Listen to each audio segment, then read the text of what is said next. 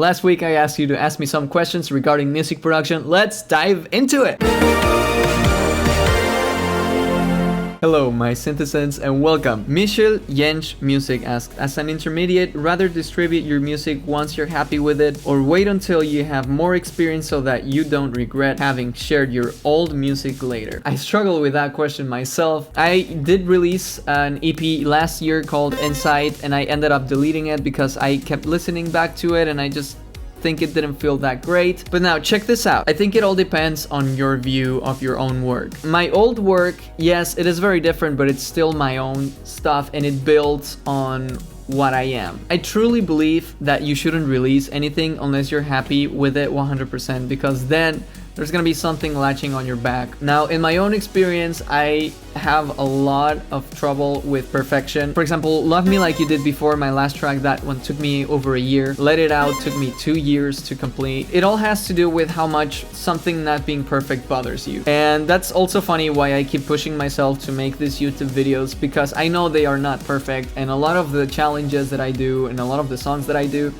I know that they require a lot more work. This YouTube channel is teaching me to let go. You know, even if you let go and you know things are not perfect, it's fine. Think about that when you're releasing your next song. I hope this helps. So the next question comes from Pilo No Pilo. What's the best way for someone with a full-time job to motivate themselves to try to learn to make music? So I think it is very important to know that you don't have to be an amazing producer to start out, and it doesn't really take that much time to get into music production. I think it all comes down to taking it very slow in the beginning, and you know, if you have some spare time in the weekend, you know, whip out that GarageBand and start just messing around with it. That's how I started. If you want to get more into it, you can tweak a little bit things in GarageBand and stuff, but I honestly didn't like get a real professional music production software until I was like into 1 year of messing around with loops and having fun in GarageBand. Approach it just because you want to have fun with music,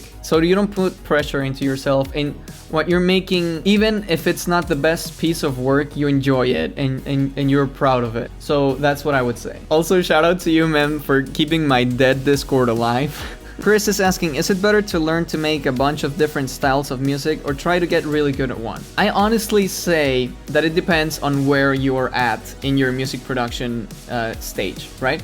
If you're just starting out, try making everything. I mean, try making salsa, try making dubstep, try making classical, try making rock, everything that you want. Honestly, when you start out, it is very important that you try everything out so that you learn how music is actually made. What makes a salsa track? What makes a rock song? What makes, you know, jazz? All of that stuff. Of course, if you're starting out, you're not gonna pull off a great jazz song, but you're gonna get an idea. So I think it is very important that you do try everything out when you start out, because it is gonna teach you a lot about music and the music production process. That's gonna also help you once you start specializing in your own genre, grabbing things from genres that you learned. So you're like, oh, now I'm getting into jazz, and but I learned that cumbias and salsa, they do this, right? So I'm gonna add that own spin into my own jazz music, right? That's why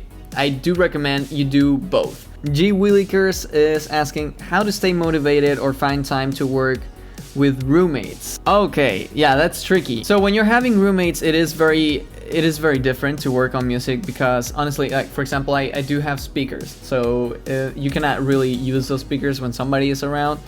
But what I would say is, if you have a roommate and it's hard for you to get inspired when the roommate is around and stuff like that, just grab your laptop, go somewhere else, either lock yourself in your room and wear headphones, or you know, just even if you want to take it to the next level, just go out to like a cafe, or I don't know. When I was little, I literally took my computer even to like the bank. When my mother had to do stuff in the bank, I took my laptop and my headphones. I was producing everywhere, on cars. If you're motivated, you'll find the inspiration wherever you go. Everybody has a different way of getting into their own workflow, so you just have to find that. Isela is asking, What plugin is suitable for making warpy sounds on synths? Hey Isela, so I hope you're asking about warpy when it comes to like pitch. Yeah, so there's a really good plugin called RC Retro Color that it's beautiful. I love it. It's the best thing ever. You can do so many wobbly things with it. Bad Snacks, Jessie, she uses all the time that, and really good. Go check her channel out. I started using it a lot. It gives a lot of really cool like lo-fi vibes as well. So if you want to check it out, as I said, I recommend you try the RC Retro Color plugin. I Live Lucy asks, mixing vocals. I honestly don't have like a specific thing that I use for all my vocals, but there is a concept that I use for all of my vocals, which usually leads me to all of my vocals having a certain sound. So what you have to think about vocals, Lucy, when you start mixing them, the most important thing that you do, you have to control your dynamic range. Our voices are the most dynamic instruments that there are. The first thing I do is I use a very, very fast compressor. That can be an 1176. Many other compressors can do something extremely fast. And the second thing I do is I add a slow compressor on that, so that it's also adding even more compression, but in a different way.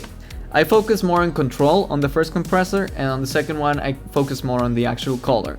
So for example, I'll use a 1176 and then I'll use a Teletronics 2A. After that, I usually add reverb to my vocals on Ascend.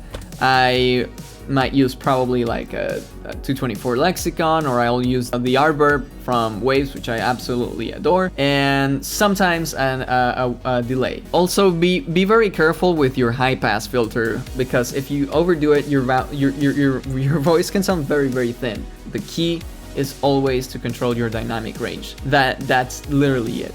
Big shout out to my patrons. Thank you so much for watching my Synthesence, and I'll see you around. Is that alright? Can I call you Synthesence? Hello, my Synthesence. I love it. I love the word Synthesence.